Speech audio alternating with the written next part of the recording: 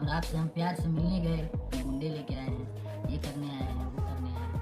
आपकी हर जगह तो मैं खड़ा होने वाला है आपके साथ। कहाँ नहीं खड़ा हुआ है समर सिंह आपके साथ, बताइए। जहाँ भी बात आई है, मैं अगर गलत हूँ तो मैं छोड़ छाड़ के चला जाऊँगा, लाइनें छोड़ दूँगा।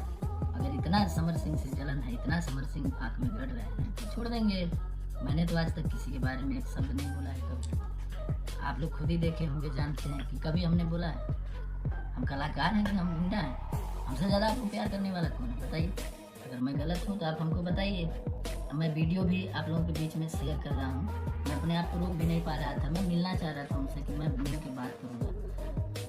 कभी मैंने कुछ आपके बारे में बोला है क्या?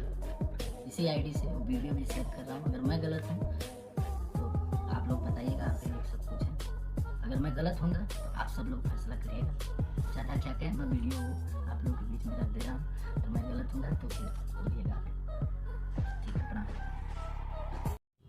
आप लोगों के बीच में अपन बात रखनी चाहिए। गलत न्यूज बनाया गया, गलत फेक न्यूज बनाया गया, वो भी देखा आप लोगों ने। और